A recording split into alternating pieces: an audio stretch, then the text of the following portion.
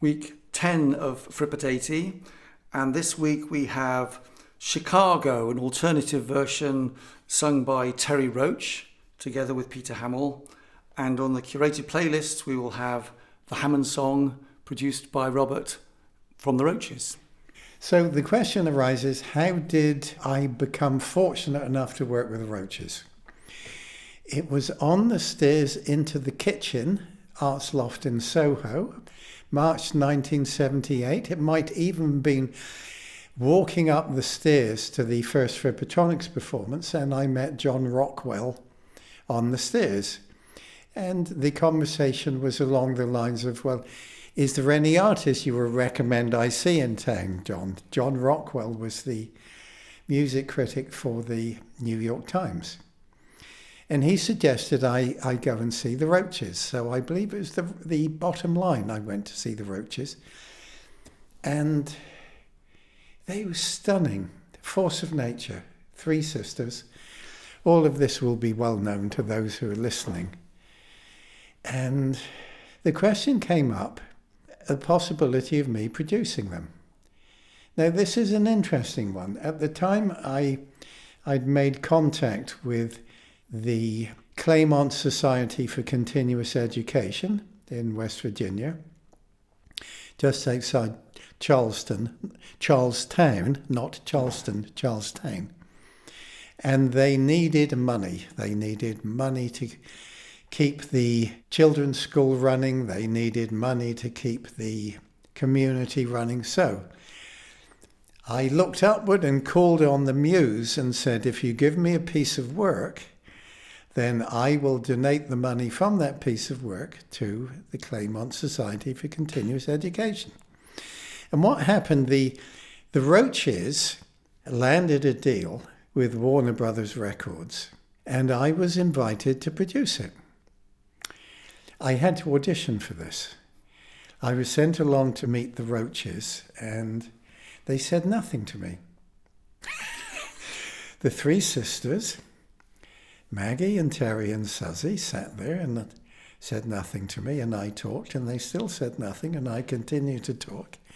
They still said nothing, and I went away, but I landed the job. And for this, a $20,000 advance was paid, $2,000 of which went to EG Management, and $18,000 of which went to Claremont. So the beauty of this is I had no financial interest in the production of the record, which makes it very much cleaner. It's simply clean. And my main piece of work was to protect the Roches from the record company. Because here you have three sisters with an acoustic guitar or two, and no rhythm section, no electric guitar, no bass guitar, no drums. And of course this is anathema. So the first thing you do, having signed a pristine, clean, pure, essential artist, is you try to screw them up to make them commercial. So I acted to defend them against this with Audio Verite. The album came out and was greeted with considerable critical acclaim. Not huge numbers of sales, although we find today it continues to sell. It's now a classic. So the second Roches album was with the mandatory rhythm section. A very good rhythm section, may I say, but it wasn't quite the Roches as I knew them. So I had the job, Hammond song, and although leaving them alone, this was a place where I felt electric guitar was needed. Terry Roche reminded me fairly recently that the guitar solo on there was not intended to be the guitar solo. It was the microphone check to make sure the microphone was actually recording the guitar. And Ed Sprigg, the engineer, on quite a few projects at the time, including Sacred Songs, Exposure, and the Roches, at the Hit Factory, of course, said to Terry, I know, Robert, we're recording this.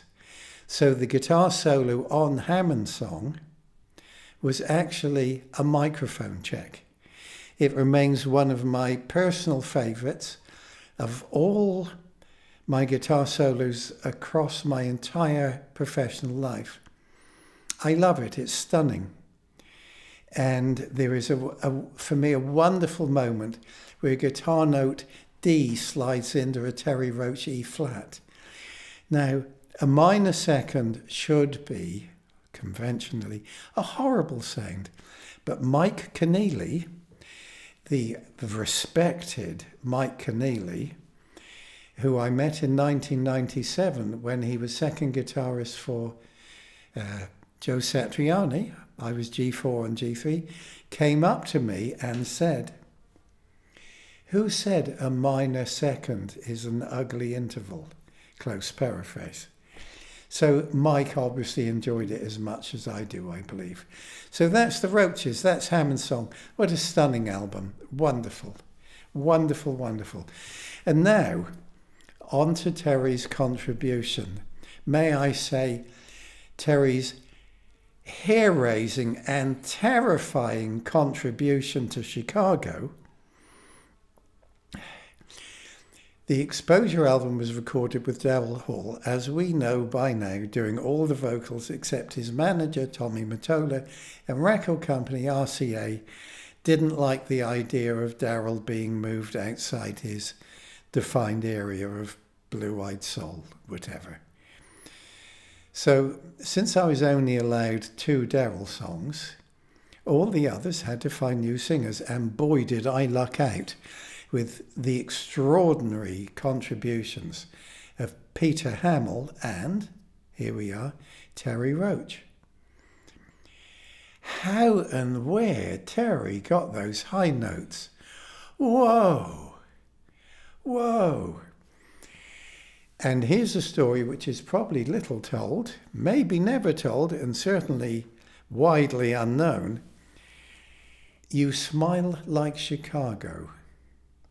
And this comes from Joanna Walton, the lyricist, said to me, "Your smile reminds me of the south side of Chicago." And I said, "How is that?" And Joanna said, "Very mixed."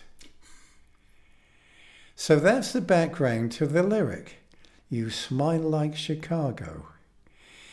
And since we're on the subject, it's known, I'm not sure how widely, that Joanna Walton was on the Pan Am 103 Lockerbie flight, which I say and move back to the happier territory of music. This particular period, 78, 79, 80, 81, mainly centering around New York. Where did that come from?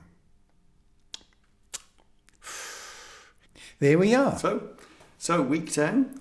This week we have Chicago, an alternative take with a Terry Roche vocal together with Peter Hammill. And on the curated playlists you will find the Hammond song by the Roaches.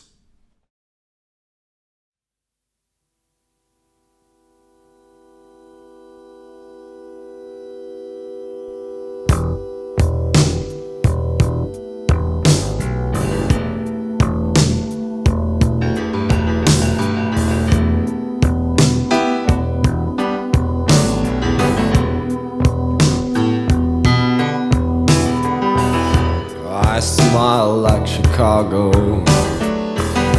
She laughs like the breeze. I try so hard to charm her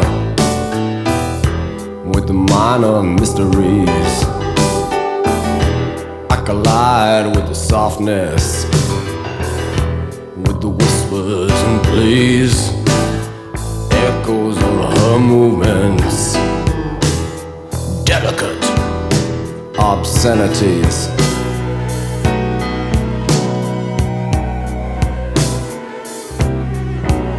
It's white collar rain that's half of its brain.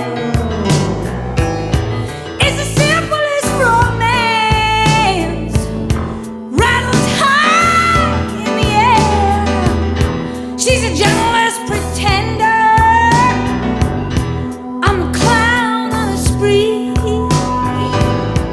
still is sweet to remember.